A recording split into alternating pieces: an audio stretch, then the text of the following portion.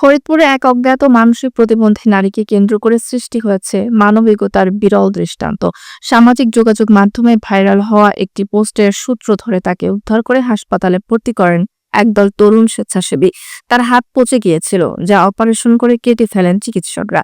এই সিদ্ধান্তই বাঁচিয়ে দেয় নারীর জীবন। বিস্তারিত দিলীপ কুমার চন্দ্রের তথ্যচিত্রে বিস্তারিত। 25 এপ্রিল ফরিদপুর লাইভ ফেসবুক পেজে প্রকাশিত একটি ভিডিও পোস্ট সাড়া ফেলে স্থানীয়দের মধ্যে। ভিডিওতে দেখা যায় রাস্তার পাশে পড়ে থাকা এক অজ্ঞাত মানসিক প্রতিবন্ধী নারীর হাত পোকায় খেয়ে প্রায় গলিত অবস্থায়। এই হৃদয় বিতারক দৃশ্য দেখে এগিয়ে আসেন ফরিদপুরের সায়ন, রায়হান আহমেদ, সৌরভ, বৈশাখী আর এম হৃদয়, নাজমুল, নাইস, আইসুর, সজল ও ওয়ালিদ সহ একদল তরুণ। তারা তাকে উদ্ধার করে ভর্তি করেন ফরিদপুর মেডিকেল কলেজ হাসপাতালে। হাসপাতালের চিকিৎসকরা দ্রুত সিদ্ধান্ত নেন পচে যাওয়া হাতটি অপারেশনের মাধ্যমে কেটে ফেলতে হবে। সফল অস্ত্রোপচারের পর এখন চিকিৎসাধীন নারীটি ধীরে ধীরে সুস্থ হয়ে উঠছেন। ফেসবুক লাইভ নামে একটা পেজ আছে আর কি, তো সেখানে সেই ছবিটা হচ্ছে ভাইরাল হয় আর কি, ওনার একটা ছবি আর কি, হাতে পোকা ধরে আছে আর কি। তো আমরা ওটা দেখার পরে আর কি ওনাকে আমরা খোঁজাখুঁজি করার পরে মেডিকেলে আমরা 3 তলায় পাই আমরা।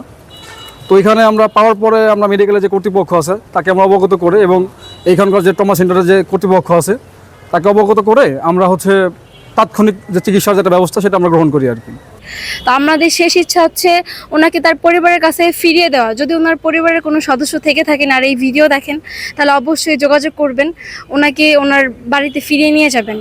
যখন পাওয়া হয়েছে তখন এই সৌরভ, তারপরে যে ওরা আমার ছোট ভাইরা এবং বন্ধুরা ওরা নিয়ে আসছে, তো হাতের এইখানে পুরোটা পচে গেছিল, তো পুরো পোকা ধরে গেছিল। ওরা নিজেরা স্প্রে করছে এবং পোকাটা বের করে প্রাথমিক চিকিৎসা 1 সপ্তাহ পর্যন্ত চলছে। চলার পরে একটু বেটার অপশন আসার পরে শাহিনজাদা স্যারের সহযোগিতায় এবং হসপিটাল কর্তৃপক্ষের সহযোগিতায় আমরা চিকিৎসা করছি, এবং আজকে তার অপারেশন হয়েছে এবং এমন পর্যায়ে চলে গেছিল যে হাতটা একদম পচে গিয়েছিল।